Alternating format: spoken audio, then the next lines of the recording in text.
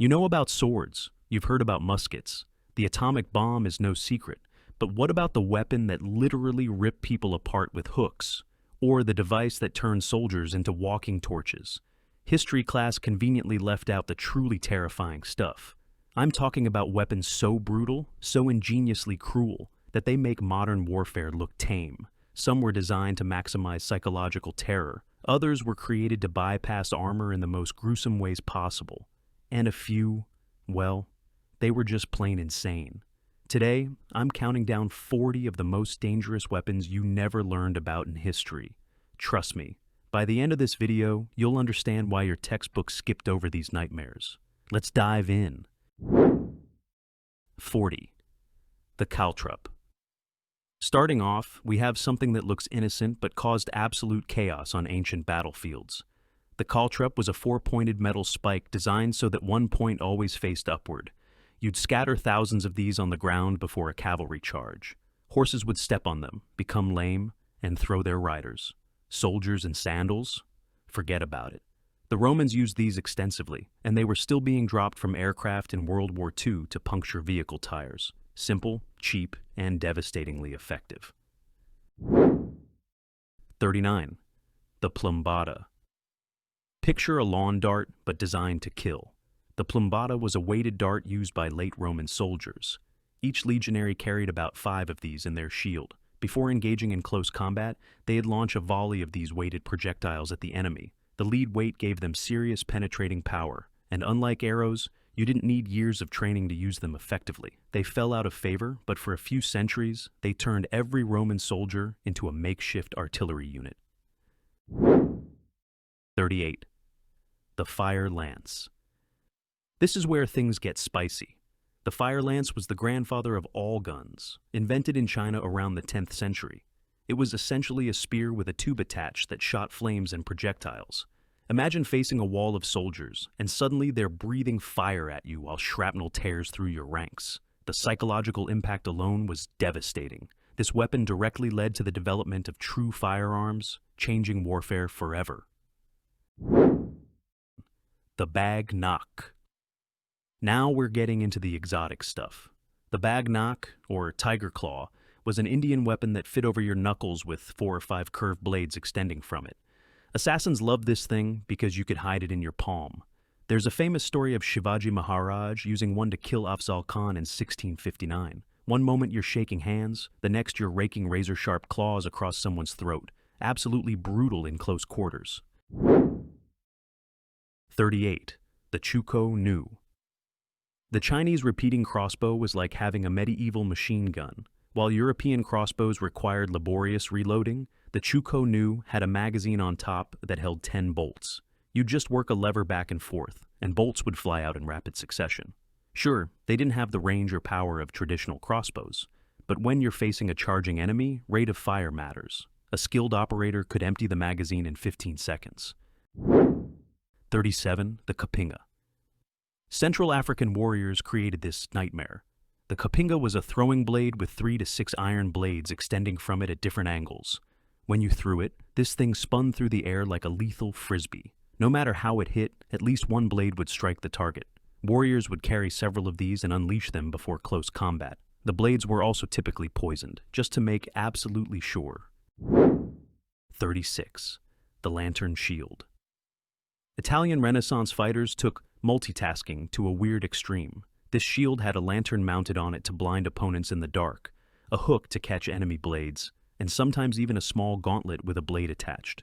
You weren't just defending, you were attacking, blinding, and trapping weapons all at once.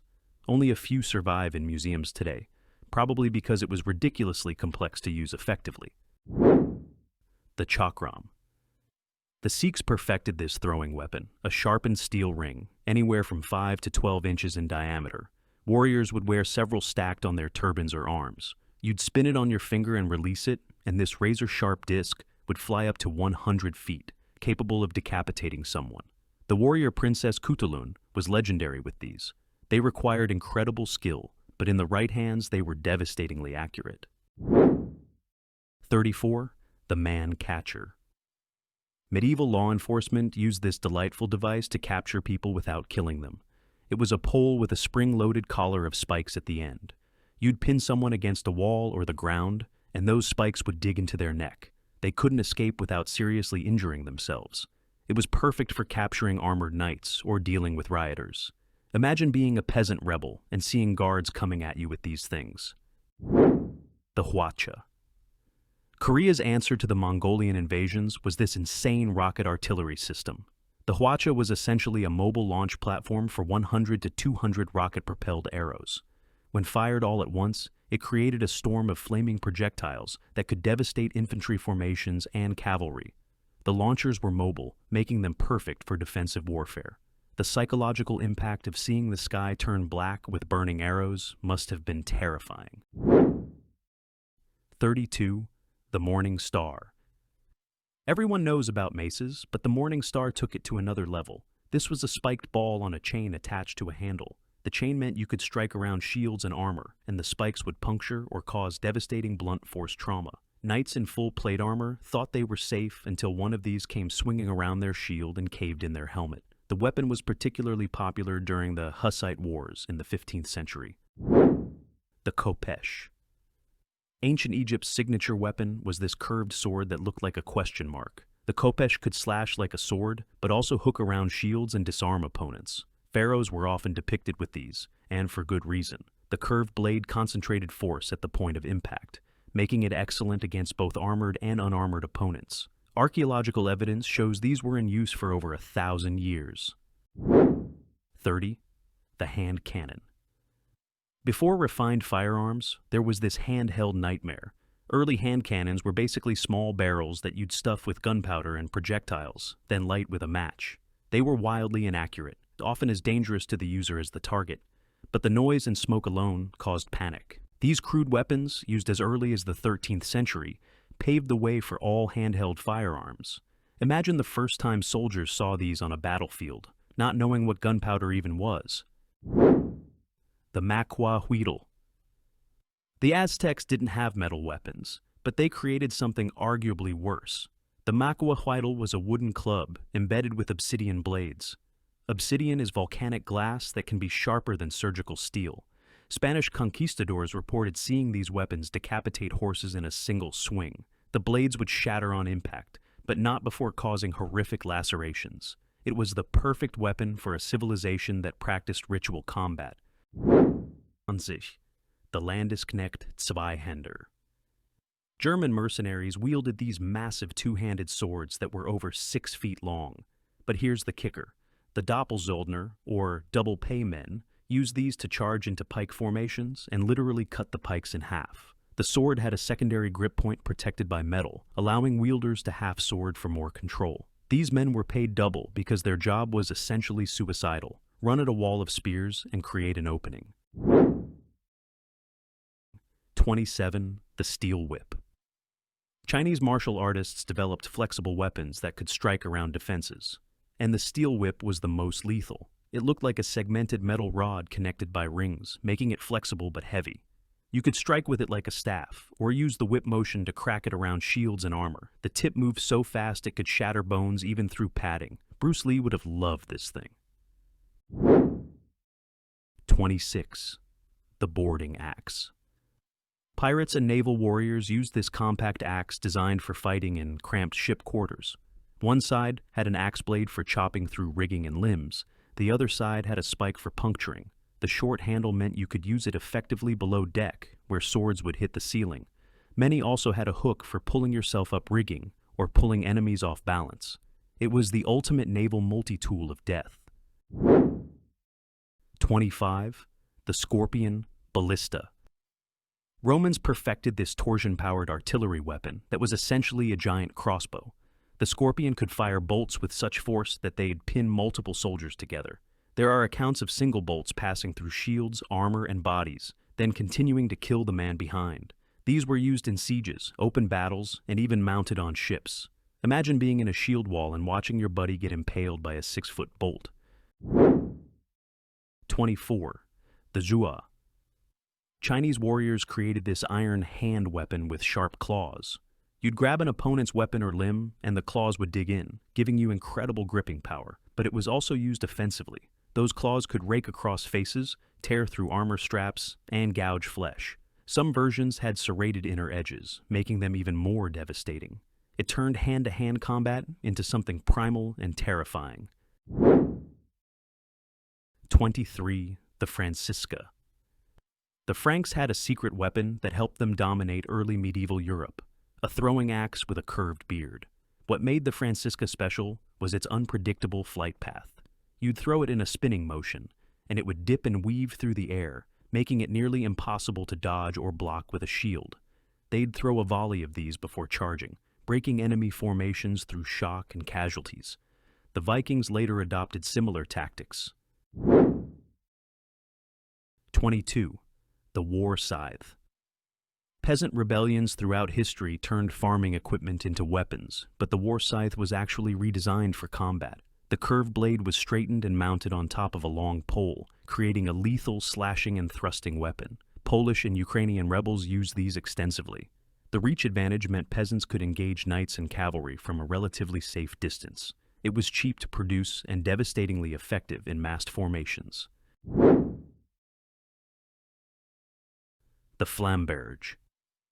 This wavy-bladed sword from Renaissance Europe looks decorative, but it was psychological warfare. The undulating blade created multiple points of contact when clashing with an opponent's weapon, producing a distinctive vibration and sound. This made it harder to parry and extremely difficult to grab the blade. The wounds it created were also more difficult to stitch and heal. Some regions actually banned these swords, considering them unnecessarily cruel. 20. The Bayan steel whip mace. Not to be confused with the flexible whip, this Chinese weapon was a segmented metal rod, rigid and heavy. Each segment was essentially a steel block, and the whole thing could be used like a mace or broken down for concealment. Generals and bodyguards favored these because they could defeat any armor. The section design meant every impact distributed force across multiple points, causing internal trauma even through the thickest padding. 19. The Hunga Munga. Sub-Saharan African warriors created various multi-bladed throwing weapons, but the Hunga Munga was particularly nasty.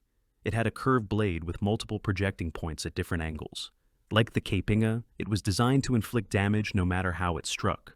Warriors would throw these with a spinning motion before charging. The iron was usually forged with significant weight, giving it serious penetrating power even against hide shields. 18. The pole hammer. This medieval weapon combined the reach of a spear with the armor-crushing power of a warhammer. The hammer head could cave in helmets and dent plate armor, while the spike on the reverse could puncture through mail. Some versions also had a spear point at the top for thrusting. Knights on foot during the later Middle Ages often preferred these to swords because armor had become so effective that only blunt force or spikes could reliably harm an opponent. 17. The Crow's Beak. Speaking of armor piercing, the Crow's Beak warhammer was specifically designed to punch through plate armor. It had a long, narrow spike that concentrated all the force of a swing into a tiny point. The physics were simple but devastating. All that kinetic energy focused on an area smaller than your fingernail would punch straight through even the finest armor. One good hit could penetrate steel and cause fatal internal injuries. 16. The fire arrow. Multiple cultures independently developed arrows with incendiary capabilities, but the Chinese and Mongols perfected them. These arrows had small containers of flammable material attached. When fired into cities or at ships, they'd start fires that were extremely difficult to extinguish. Mongol sieges often featured thousands of fire arrows launched simultaneously, turning the night sky into a rain of flames. The psychological impact was as important as the physical damage. 15. The gun shield. Renaissance inventors created shields with built-in firearms. Some had a single pistol barrel protruding from the center, others had multiple barrels. You'd use the shield to block while simultaneously shooting your opponent at point-blank range. Henry VIII of England owned several of these. They were mechanically complex and expensive, so only wealthy warriors could afford them. But imagine the surprise of an opponent who thought they had you on the defensive. 14. The meteor hammer. Chinese martial artists developed this weapon consisting of weights attached to opposite ends of a chain or rope. You'd swing both ends in complex patterns, building momentum, then strike.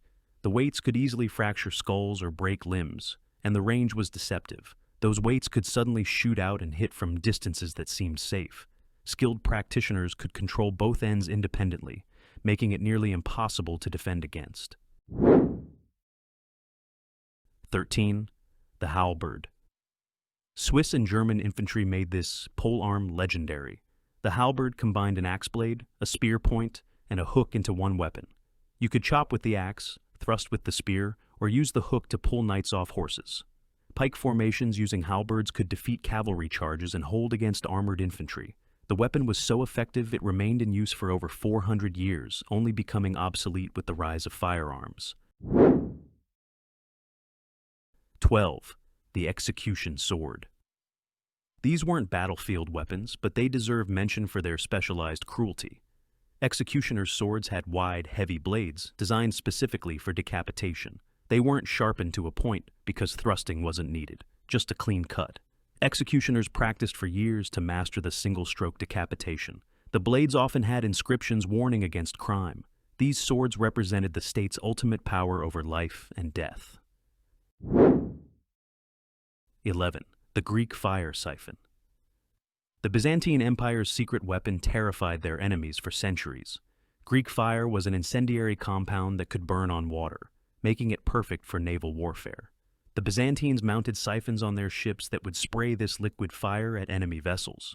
The exact composition was such a closely guarded secret that we still don't know the precise formula today. Arab and Viking fleets learned to fear Byzantine ships equipped with these flame-throwing devices. 10. The sword breaker. Spanish and Italian dueling masters created this specialized dagger with a serrated or slotted blade. During a sword fight, you'd catch your opponent's blade in the slots and twist, potentially snapping their sword. Even if you didn't break it, you'd momentarily trap their weapon, leaving them open to a thrust from your main hand. These were carried as offhand weapons by swordsmen who expected serious duels rather than casual street fights. 9. The war elephant. Technically, the elephant wasn't a weapon, but equipped with armor and tusks tipped with swords, they became mobile destruction platforms. Armies from India to Carthage used these. Hannibal famously brought elephants across the Alps to fight Rome. A charging war elephant could trample dozens of soldiers, and the psychological impact on troops who'd never seen one was devastating. They were difficult to control and could panic, but when properly deployed, they were battlefield game changers. 8. The lancea. Roman cavalry used this heavy throwing spear that could punch through shields and armor at range. Unlike the pilum used by infantry, the lancea was balanced for horseback use. Cavalry would charge, launch their lanceas at close range, then immediately switch to swords. The weight and momentum meant these spears could penetrate deeply, often striking vital organs even through armor. The tactic was so effective that versions of it were used well into the medieval period. 7. The claymore mine. Wait, wrong era. Let me stick to history. The actual claymore was a massive Scottish two-handed sword, sometimes over 5 feet long. Highland warriors used these to devastating effect, with the length giving incredible reach. The sword required significant strength and training, but could cleave through armor and weapons. In the right hands, a claymore wielder could hold off multiple opponents. The basket-hilted version later became iconic of Scottish military culture. 6.